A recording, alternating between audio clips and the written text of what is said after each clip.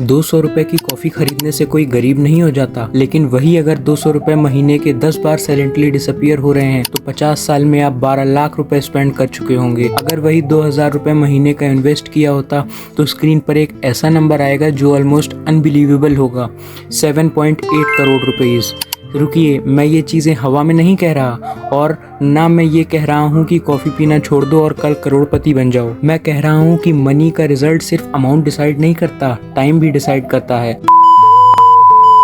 2000 रुपए एक छोटा अमाउंट लगता है क्योंकि हम उसे आज के पर्सपेक्टिव से देखते हैं, लेकिन कंपाउंडिंग 20 साल, 30 साल, 40 साल और यहाँ तक कि 50 साल तक रिपीटेडली मल्टीप्लाई कर सकती है। इसीलिए दो लोग सेम सैलरी कमाते हैं और सेम 2000 रुपए सेव करते हैं, लेकिन फिर भी रिटायरमेंट के वक्त एक के पास लाख हो सकते हैं और दूसरे के पास करोड़ों के कॉर्पस हो सकते हैं। क्या सच में 2000 रुपीज से इतना बड़ा कॉर्पस बनाया जा सकता है? आंसर SIP की फुल फॉर्म में छुपा हुआ है, आइए देखते हैं। जी हाँ, welcome to brand decoded. Answer छुपा है इस बात में कि SIP मार्केट से हर मंथ एग्जैक्टली क्या खरीदते हैं। SIP की फुल फॉर्म होती है सिस्टमैटिक इन्वेस्टमेंट प्लान, लेकिन सबसे इम्पोर्टेंट बात, SIP खुद कोई इन्वेस्टमेंट प्रोडक्ट नहीं है। ये एक मेथड है जहां पर आप रेगुलर इंटरवल्स पर म्यूचुअल फंड स्कीम्स में फिक्स्ड अमाउंट इन्वेस्ट करते हैं। मान लीजिए आपने 2000 रुपए इन्वेस्ट किए, जब आपका म्यूचुअल फंड का नेट एक्चुअल वैल्यू जो है NAV 20 रुपीज है, आपको 100 यूनिट्स मिलेंगी। लेकिन वही अगर मार्केट गिरी और आपकी NAV जो है वो 10 रुपीज हो गई और आपको वही 2000 रुपीज में 200 यूनिट्स मिलेंगी, यानी 2 गुनी यूनिट्स मिल गई आपको। मतलब प्राइस हाई गया तो फ्यूअर यूनिट्स और प्राइस लो हुआ तो मोर यूनिट्स। इसी को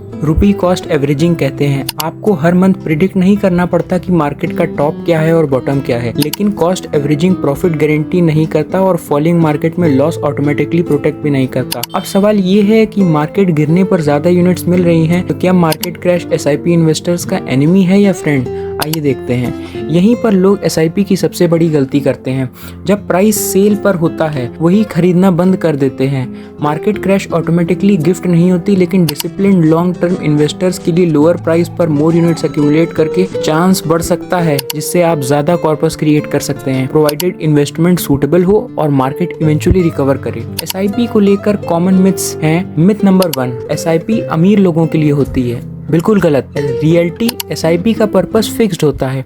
मैनेजेबल अमाउंट में रेगुलरली इन्वेस्ट करना अमाउंट से ज्यादा इंपॉर्टेंट कंसिस्टेंसी और सूटेबल इन्वेस्टमेंट होराइजंस होते हैं। मिथ नंबर 2, मार्केट गिर रहा है, SIP रोक देनी चाहिए। बिल्कुल गलत। ये इमोशनल ट्रैप है। लोग सेल देखकर शू खरीद लेते हैं, फोन पर डिस्काउंट देखकर एक्साइटमेंट हो जाती है, लेकिन इन्वेस्टमेंट का प्राइस गिरते ही तो पैनिक हो जाते हैं। ऐसा क्यों? आइए देखते हैं। SIP के बेनिफिट्स तभी मीनिंगफुल होते हैं जब इन्वेस्टर्स बिना सोचे कोई भी फंड ना खरीदे, बल्कि अपने गोल्स, टाइम होराइजन और रिस्क एपेटाइट के अकॉर्डिंग स्कीम्स को चूज करे। लेकिन 2000 का रियल एक्सप्लोजन कब होता है? 20 साल तक रिजल्ट्स इंप्रेसिव लगेंगे, लेकिन 40 और 50 साल के बीच जैसे ये वक्त आता है, वहीं पर कंपाउंडिंग का असली मैजिक शुरू होता है। कंपाउंडिंग स्ट्रेट लाइन में ग्रो नहीं करती, पहले स्लो, फिर नोटिसेबल और फिर ग्राफ बिल्कुल वर्टिकल हो जाता है। 2000 रुपीज मंथली SIP का रिटर्न्स देखिए। 20 साल तक आपको लगेगा कि 4.8 लाख रुपीज इन्वेस्ट किए हैं। 10% के अज्यूम्ड रिटर्न पर आपको 15.2 लाख रुपीज अप्रोक्सीमेटली हो सकते हैं। 12% रिटर्न पर आप अप्रोक्सीमेटली 19.8 लाख पे होंगे और 30 साल में आप टोटल इन्वेस्टमेंट करेंगे 7.2 लाख। 10% रिटर्न्स में आपकी अप्रोक्सीमेट कॉर्पस होगा 45.2 लाख रुपीस और 12% के रिटर्न पर 69.9 लाख रुपीस। 40 साल में आप 9.6 लाख रुपीस इन्वेस्ट करेंगे और 10% रिटर्न पर कॉर्पस अप्रोक्सीमेटली 1.26 CR का बना लेंगे। 12% रिटर्न पर यही कॉर्पस 2.35 CR का चला जाता है और 50 साल में सुनना चाहेंगे, आप टोटल इन्वेस्टमेंट सिर्फ 12 लाख रुपए करेंगे, लेकिन 10% के भी रिटर्न पर आपको 3.46 करोड़ रुपीस मिलेंगे और 12% रिटर्न पर अप्रोक्सीमेटली 7.81 करोड़ रुपए। कुछ नोटिस किया? 12% में फर्स्ट 30 इयर्स के बाद अराउंड 70 लाख रुपए, लेकिन अगले 20 साल में वही अमाउंट 7.8 CR हो गया। आपने 2000 ही कंटिन्यू किया, मशीन को बस ज्यादा समय दे दिया, मशीन को ज्यादा टाइम मिला। यही मैथमेटिकल रिटर्न्स हैं।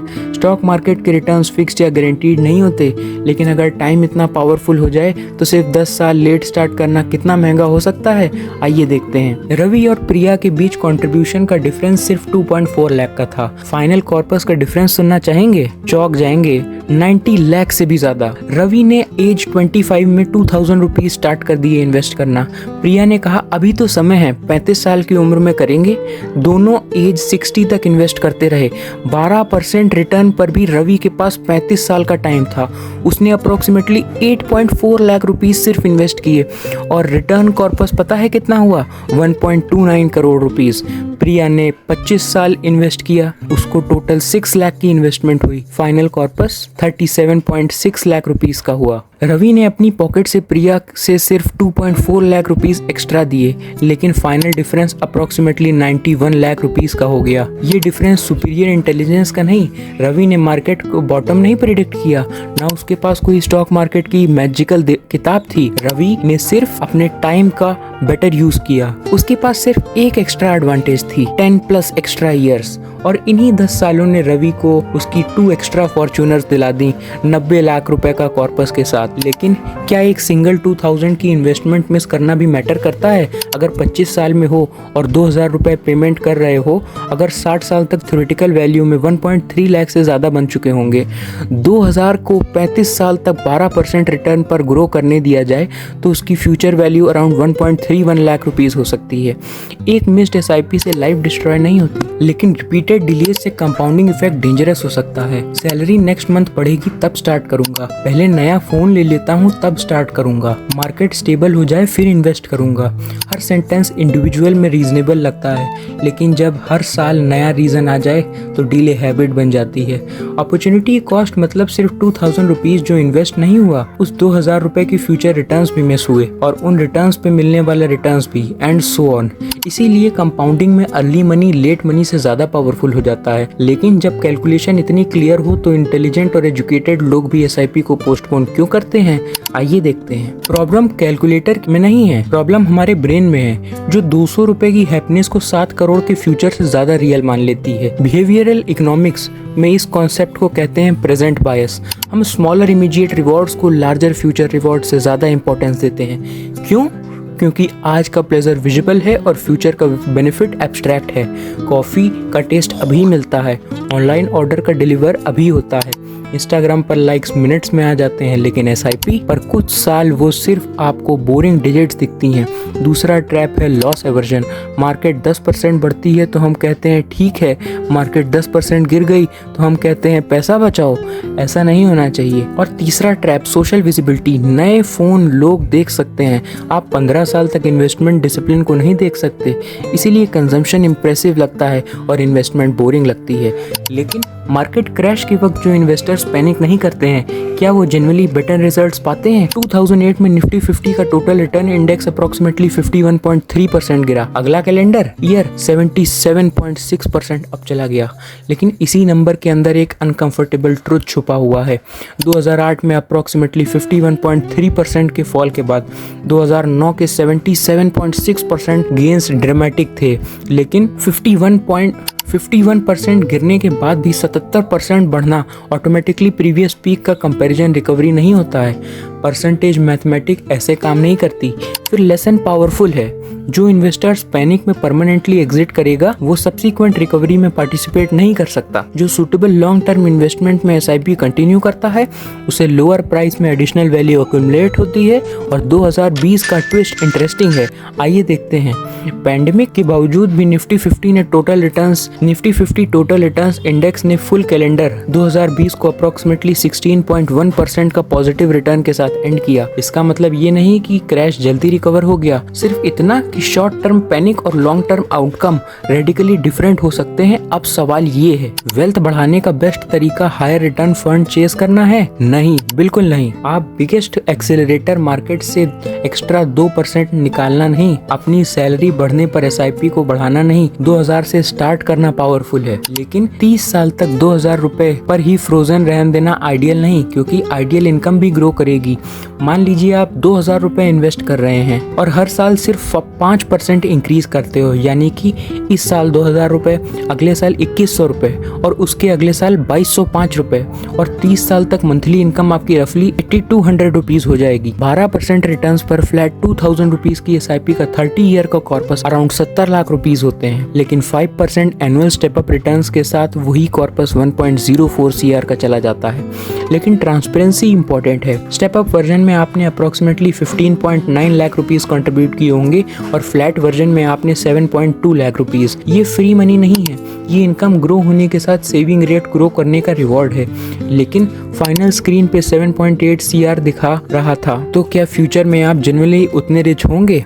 या यहाँ एक रियलिटी चेकअप है जो फ्लैशी SIP कैलकुलेटर्स के थंबनेल पर दिखता है। 7.8 CR फ्यूचर में आज के 7.8 के बराबर नहीं होंगे। इन्फ्लेशन क्वाइटली मनी की परचेजिंग पावर रिड्यूस करता है, इसीलिए नॉमिनल कॉर्पस और रियल वेल्थ अलग चीज होती हैं। 50 साल बाद के रिटर्न 7.81 करोड़ हैं, लेकिन हाइपोथेटिकली एवरेज इन्फ्लेशन 5% का हर साल बढ़ता है, तो उसकी प्रेजेंट वैल्यू परचेजिंग पावर रफली 68 लाख रुपए के आसपास होगी। अगर इन्फ्लेशन एवरेज 6% का रहा तो रफली 42 लाख रुपए के आसपास होगी। ये इन्फ्लेशन फॉरकास्ट नहीं है, सिर्फ रिटर्न्स हैं कि फ्यूचर करोड़ के आज के करोड़ समझना मिसलीडिंग हो सकता है। तो क्या 2000 रुपए की SIP यूजलेस है? बिल्कुल नहीं। इसका करेक्ट लेसन ये है कि 2000 रुपीज की starting point complete retirement plan नहीं होती। टाइम के साथ SIP स्टेप अप होनी चाहिए, गोल के अकॉर्डिंग टारगेट कैलकुलेट होना चाहिए और इक्विटी डेप्ट के हाइब्रिड कैटेगरी के सिलेक्शन रिस्क टॉलरेंस और टाइम होराइजन के अकॉर्डिंग होनी चाहिए। तो एक बिगनर को एक्चुअली में क्या करना चाहिए? करोड़पति कैलकुलेटर बंद कर देना चाहिए।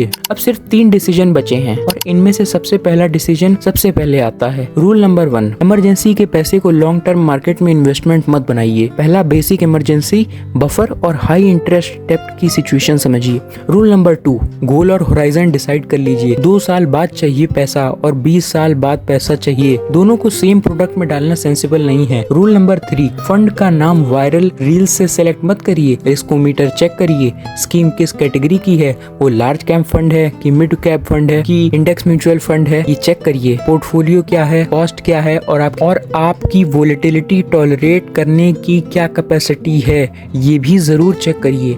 ये समझना बहुत जरूरी है। फिर सिस्टम सिंपल रखिए, सैलरी के आसपास SIP डेट रखिए, ऑटो डेबिट रखिए, हर साल रिव्यू करते रहिए। इनकम बढ़े तो कंट्रोल्ड स्टेप अप कीजिए। पूरी वीडियो का फाइनल लेसन 7.8 करोड़ है या वो 200 रुपए की कॉफी? फाइनल आंसर दोनों नहीं। असली लेसन है रेपिटेशन। वीडियो की बिगिनिंग में हमने एक बात करी थी, 200 रुपए की कॉफी थी। कॉफी विलेन नहीं थी, विलेन था अनकॉन्शियस रेपिटेशन। लेकिन हर छोटा डिसीजन जो हंड्रेड्स ऑफ टाइम्स रिपीट होता है वो लाइफस्टाइल बन जाता है और इन्वेस्टिंग में वही रेपिटेशन वेल्थ बिल्डिंग सिस्टम बन जाता है। SIP आपको ओवरनाइट रिच नहीं बना देती, वो आपको एक और चीज देती है, मार्केट प्रिडिक्ट किए बिना रेगुलर पार्टिसिपेट करने की डिसिप्लिन। 2000 रुपए मैजिक नंबर लगता है, लेकिन स्टार्टिंग अर्ली मैजिक नंबर के पास करीब चीजें हैं। रवि जीनियस नहीं था, प्रिया केयरलेस नहीं थी, बस रवि ने फ्यूचर के 10 साल पहले ही रियल मान लिए। और आज के 2000 रुपए शायद आपको एक्साइटिंग ना लगे, लेकिन फ्यूचर में आपका 50 साल का ओल्ड वर्जन इसी बोरिंग डिसीजन वो आपकी लाइफ का सबसे स्मार्टेस्ट डिसीजन बता रहा होगा। सो नेक्स्ट टाइम जब आप 200 रुपए स्पेंड करें तो गिल्ट मत फील करिएगा, बस एक सवाल पूछिएगा, क्या मैं फ्यूचर में भी हर मंथ कुछ रिसीव कर रहा हूँ? आपकी एज क्या है और रियलिस्टिक हर मंथ कितना रुपए इन्वेस्ट कर सकते हो? 500, 2000, 5000? कमेंट में सिर्फ अपनी एज और अमाउंट लिखो और ब्रांड डिकोडेड को सब्सक्राइब करो, क्योंकि नेक्स्ट वीडियो में हम देखेंगे कि SIP स्टार्ट करते वक्त बिगिनर्स को फंड कैटेगरी कैसे चूज करनी चाहिए और बिना हाईएस्ट रिटर्न के ट्रैप में फंसे कैसे बच सकते हैं।